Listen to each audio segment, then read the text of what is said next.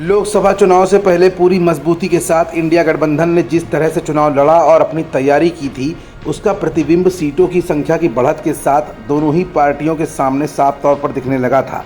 लेकिन उसके बाद दोनों में दूरियां बढ़ी और 2027 के विधानसभा चुनाव में अब क्या सीन बन रहा है, ये सबके लिए जानना बेहद ज़रूरी है। दरअसल उत्तर प्रदेश में सपा कांग्रेस का गठबंधन 2024 के लोकसभा चुनाव के लिए बना था, लेकिन इसकी यात्रा अब तक उतार चढ़ाव भरी रही है। अक्टूबर 2023 में मध्य प्रदेश विधानसभा चुनाव के समय ही दोनों पार्टियों के बीच तनाव के संकेत मिलने लगे थे, जब से वो अलग अलग चुनाव लड़ी। फिर भी लोकसभा चुनाव में दोनों ने मिलकर यूपी में 43 सीटें जीत ली और बीजेपी को काफ़ी पीछे छोड़ दिया। लेकिन इसके बाद भी गठबंधन में खटास बढ़ती गई। अक्टूबर 2024 में हरियाणा विधानसभा चुनाव और फरवरी 2025 में दिल्ली विधानसभा चुनाव में वो साथ नहीं आए। 2024 के लोकसभा चुनाव में जीतने वाले प्रमुख चेहरों में से इमरान मसूद ने हाल ही में कहा कि 2027 विधानसभा चुनाव से पहले समाजवादी पार्टी और कांग्रेस के रिश्तों को फिर से परिभाषित करना ज़रूरी है।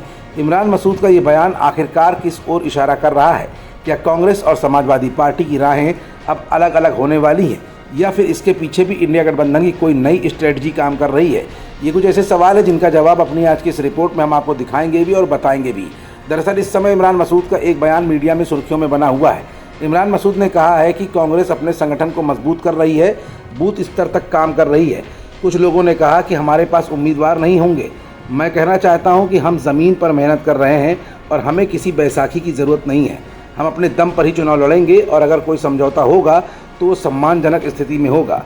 हम समाजवादी पार्टी को ये तय नहीं करने देंगे कि हम कौन सी सीट लड़ें, ये फैसला पार्टी का नेतृत्व ही करेगा। मेरा काम है कि मैं कांग्रेस कार्यकर्ताओं और नेताओं के अधिकारों को सुरक्षित करूँ। उनकी भी उम्मीदें और आकांक्षाएं हैं। इमरान मसूद ने जहां एक तरफ समाजवादी पार्टी को बैसाखी करार देकर पार्टी पर तंज कसा है, तो वहीं ये भी कहा है कि 80 और 17 का फार्मूला नहीं चलेगा। लोकसभा चुनाव में हमें यूपी की 80 में से केवल 17 सीटें दी गई थी, अब ये नहीं चलेगा। वोट राहुल गांधी के नाम पर पड़े थे, राहुल गांधी जी के नाम पर अनुकूल माहौल है। चेतावनी भरे लहजे में सहारनपुर के सांसद इमरान मसूद ने कहा कि अगर समझौता होगा तो वो सम्मानजनक होना चाहिए। मतलब साफ है कि इंडिया गठबंधन की इस नई रणनीति के मुताबिक अब कांग्रेस पार्टी अपनी दम पर अपनी ज़मीन को मजबूत करने में जुटी हुई है। लोकसभा चुनाव 2024 में मिले परिणाम कहीं ना कहीं कांग्रेस के लिए संतोषजनक रहे थे।